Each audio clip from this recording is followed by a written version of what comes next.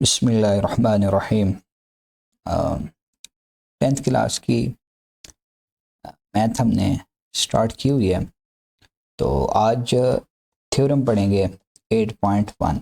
ठीक है, थ्योरम में सबसे पहले चीज़ होती है गिवन। ठीक है, गिवन होता है। ठीक है, फिर उसके बाद आपके पास आपने लिखना होता है टू प्रूव। ठीक है, और फिर आपके अपने उसमें करनी होती है कंस्ट्रक्शन। ठीक है, अगर ज़रूरत है तो फिर सबसे आखिर में आपने करना होता है प्रूफ। ठीक है, तो ये सारी बातें हमें कहाँ से पता चलेंगी? ये सारी बातें हमें स्टेटमेंट में से पता चलेंगी। ठीक है, जो स्टेटमेंट है उसमें ये सारी बातें लिखी होंगी, उसमें गिवन भी लिखा होगा, उसमें प्रूफ भी लिखी होगी। ठीक है, और उससे आपको ये भी पता चलेगा कि आपने कंस्ट्रक्शन क्या करनी है। तो सबसे पहले देखते हैं इसकी स्टेटमेंट, देखते हैं इसकी स्टेटमेंट क्या कहती है।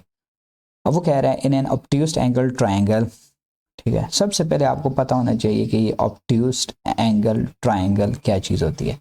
जो एंगल आपका 90 से बड़ा हो और 180 से छोटा हो उसको आप कहते हैं ऑब्ट्यूज्ड एंगल ट्राइंगल, ऑब्ट्यूज्ड एंगल। और जिस ट्राइंगल में एक एंगल भी 90 से बड़ा हो उसको आप ऑब्ट्यूज्ड एंगल ट्राइंगल बोलेंगे। ठीक है, तो उसमें वो कह रहा है कि in an obtuse angle triangle the square on the side opposite to the obtuse angle. अब देखें ये ट्राइंगल मेरे पास बनी हुई है, इसमें अपोजिट साइड ऑब्ट्यूज्ड एंगल के कौन सी है जी? ए और बी है। ठीक है, ये मैं बनाता हूँ फिर आपको समझ आ जाएगी। ठीक, is equal to the sum of the squares on the sides containing the obtuse angle together with the twice the rectangle containing by one of the sides and the projection on it of the other side. अब सबसे पहले diagram बना लेते हैं हम। Diagram बनाते हैं triangle की। अब देखें ये ट्राइंगल मैं बनाता हूँ, ये उसकी एक साइड आ गई। ठीक है, ये उसकी ये दूसरी साइड आ गई और ये उसकी तीसरी साइड आ गई।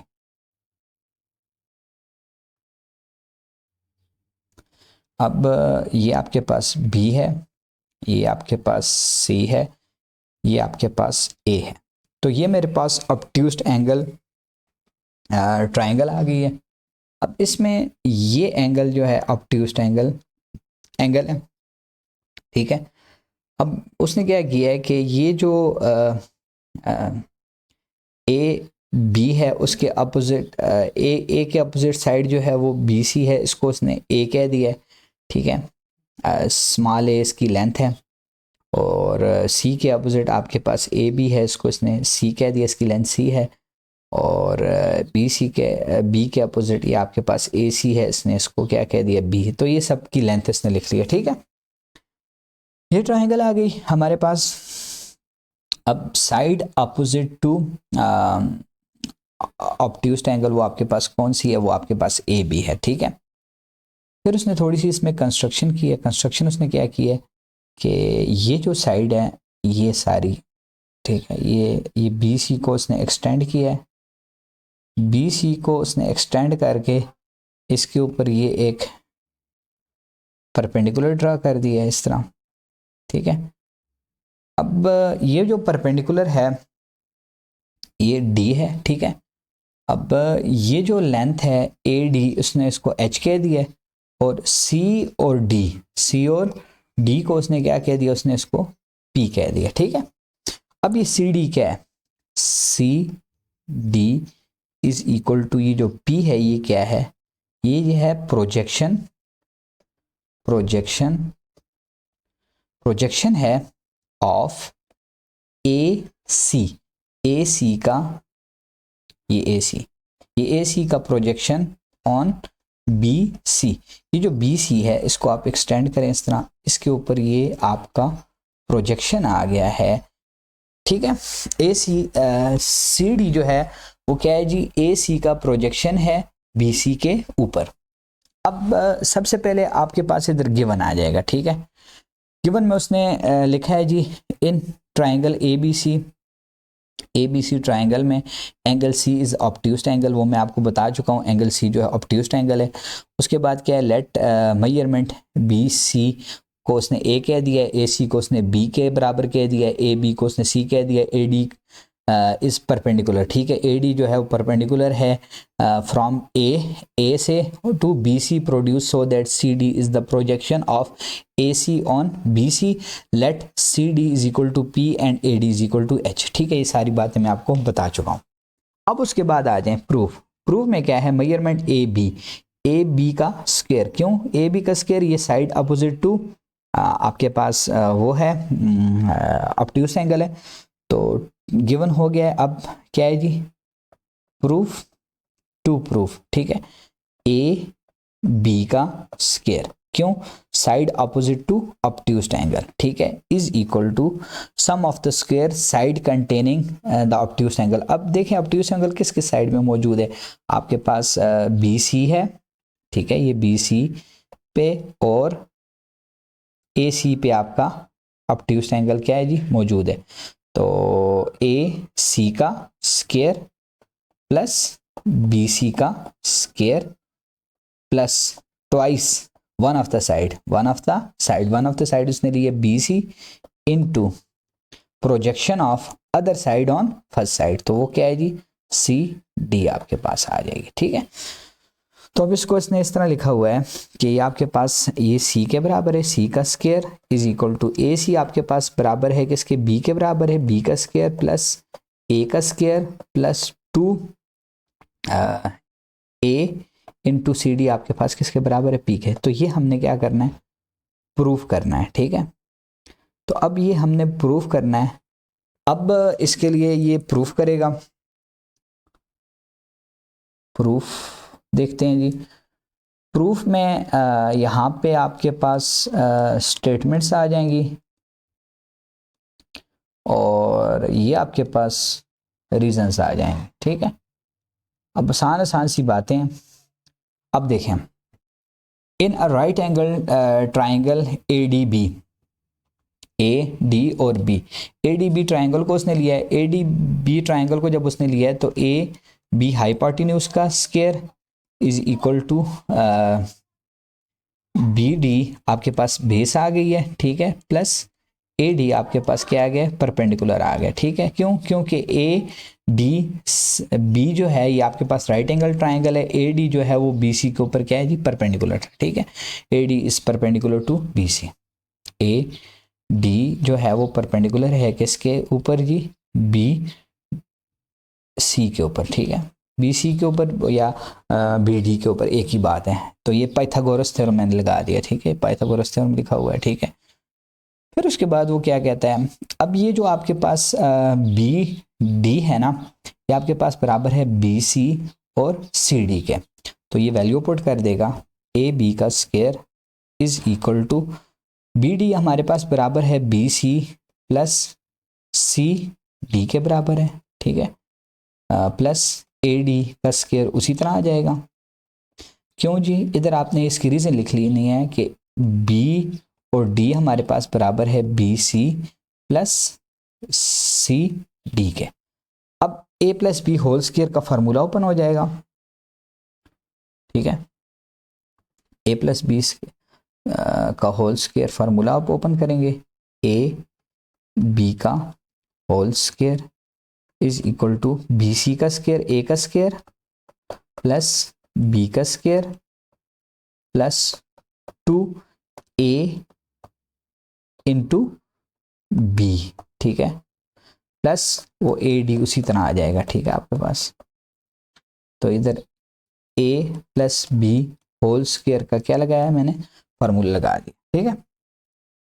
अब इसको थोड़ा सा देख लेते हैं कि अब आगे क्या करना है। अब ये जो है इनको आप कैसे लिखेंगे, बी सी का स्क्वायर प्लस सी डी का square plus 2 B C C D plus A D का स्क्वायर।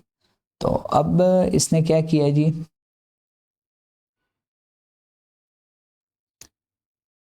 ये फार्मूला ओपन करने के बाद ये इसको इक्वेशन कह दिया, इक्वेशन नंबर 1, इसको आप इक्वेशन नंबर 1 कह दें। ये आपके पास ये सारी इक्वेशन नंबर, ये सारी आपके पास ये इक्वेशन नंबर 1 आ जाएगी, ठीक है, ये इक्वेशन नंबर 1 आ जाएगी। अब ये ट्राइंगल जो दूसरी ट्राइंगल है A D C, A D और सी, ये ए, ये देखें ये हमारे पास ए था, ये डी है और ये सी है, ठीक है।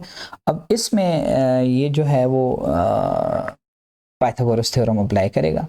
तो अब इसमें पाइथागोरस थ्योरम हमारे पास आ जाएगा ए सी का square is equal to A D का स्क्वायर प्लस सी डी का स्क्वायर। तो अब इसको ये रीअरेंज करेगा, सी डी को दूसरी तरफ ले जाएगा, ए सी का स्क्वायर माइनस सी डी का square is equal to A D का स्क्वायर। तो अब जिधर जिधर ए डी ऊपर वाली क्वेश्चन में ये ए डी लिखा हुआ है ना, ए डी, ये ए डी स्क्वायर की जगह A C minus C D का स्क्वायर पुट कर दें।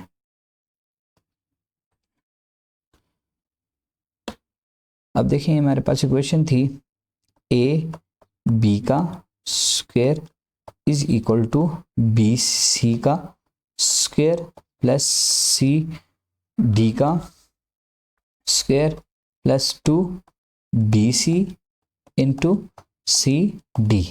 अब ये ए डी का होल स्क्वायर की जगह मैं क्या पुट कर सकता हूँ जी, ए सी का स्क्वायर माइनस सी डी का स्क्वायर, ठीक है। अब देखें आपके पास सी डी का स्क्वायर सी डी के स्क्वायर से क्या हो जाएगा, कैंसिल आउट हो जाएगा, और ये आपके पास बन जाएगा ए बी का स्क्वायर इज इक्वल टू, ये ए सी को मैं पहले लिख लेता हूँ, ए सी का स्क्वायर प्लस बी सी का square plus 2 into B C into C D, sorry ये इसके ऊपर स्क्वायर नहीं था ये। तो अब ये चीज़ हमारे पास आ गई है, ए बी का square is equal to A C का स्क्वायर प्लस बी सी का square plus 2 B C into C D. तो यही चीज़ हमने क्या करनी थी, प्रूफ करनी थी। तो ये हमारा रिजल्ट क्या हो गया, तो ये C square is equal to A square plus B square plus 2 A P, यही चीज़ हमने क्या करनी थी, प्रूफ करनी थी। ये क्या हो गया, हेंस प्रूफ्ड हो गया, ठीक है। आसान सी बात है। सबसे पहले आप स्टेटमेंट को देखें,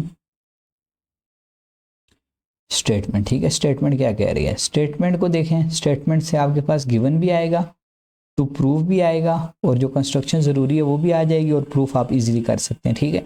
तो इस तरह देखें, ये ट्राइंगल थी, सबसे पहले गिवन लिख लिया, गिवन के बाद जो चीज़ प्रूफ करनी थी वो लिख ली है, फिर उसके बाद उसने एक ट्राइंगल लिया ए डी बी, उसके ऊपर पाइथागोरस थ्योरम लगाया, पाइथागोरस थ्योरम लगा के उसने फिर बी डी की जगह उसकी वैल्यू पुट की है, B C plus C D, वो वैल्यू पुट करने के बाद उसका फार्मूला ओपन किया, ठीक है, A plus B whole square का फार्मूला ओपन किया। फार्मूला ओपन करने के बाद फिर उसने ये दूसरी ट्राइंगल ली है ए सी और डी, ये वाली ट्राइंगल ए सी और डी, ये वाली ट्राइंगल दी है।